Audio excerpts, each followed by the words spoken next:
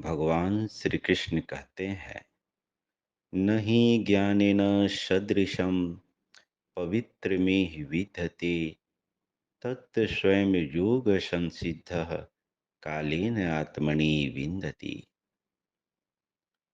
कि ज्ञान के समान पवित्र करने वाला दूसरा कोई साधन नहीं है इस संसार में।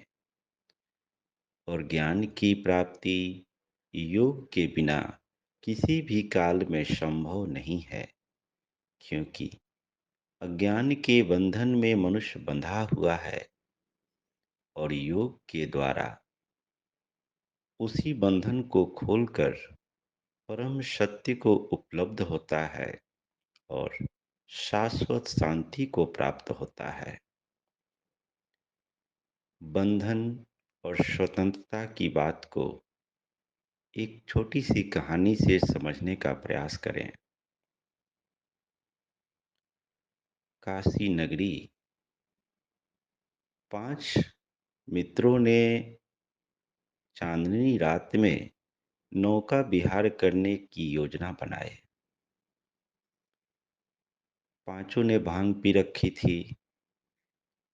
नदी किनारे पहुंचे, एक नाव पर सवार हुए और चप्पू चलाना शुरू कर दिए। चप्पू चलाते चलाते एक थक गया, दूसरा चप्पू चलाना शुरू किया, वह भी थक गया, तीसरा चलाना शुरू किया। इस तरह सारी रात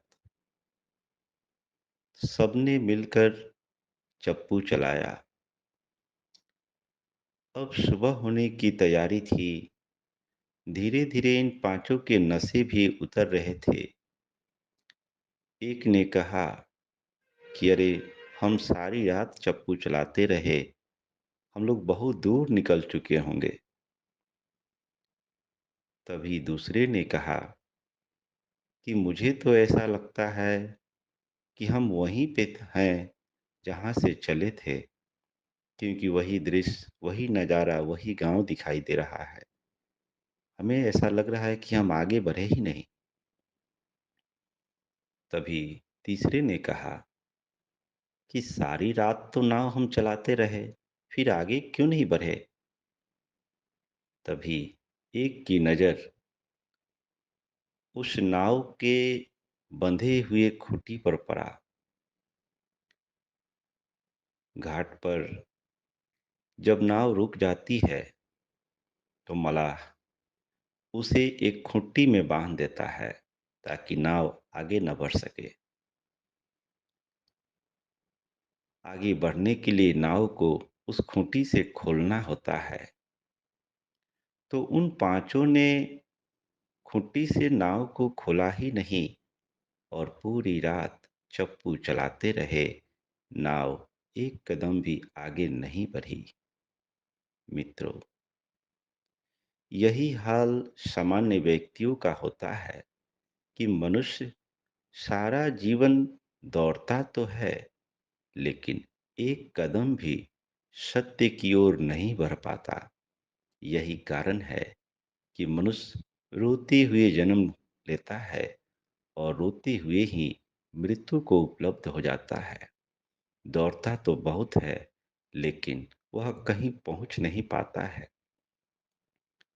जीवन के अंतिम समय में उसे लगता है कि मैं सारा जीवन परिश्रम तो किया, लेकिन अब भी मैं दुखी हूँ, अब भी मैं खाली हूँ। और दुखी और दरिद्र अवस्था में ही उसकी मृत्यु हो जाती है। भगवान श्री कृष्ण इसी बात की ओर इशारा कर रहे हैं कि संसार के सारे कार्य को करते हुए योग करना अनिवार्य है, क्योंकि योग के द्वारा ही मनुष्य अपने मन में बंधे हुए बंधनों से मुक्त होता है और वह सत्य की ओर आगे बढ़ता है। सत्य की ओर आगे बढ़ने पर ही वह परम शांति को उपलब्ध होता है, वह सद्गति को उपलब्ध होता है। मित्रों, आप सबसे हमारी यह प्रार्थना रहेगी कि संसार के सारे कार्य को करते हुए अपने लिए, अपनी सद्गति के लिए, परम शांति के लिए थोड़ा समय ज़रूर निकालें। आप सबका मंगल हो, सबका कल्याण हो, सबका भला हो, सबकी स्वस्ति हो, सबकी मुक्ति हो, चहुँ ओर सुख हो, चहुँ ओर शांति हो।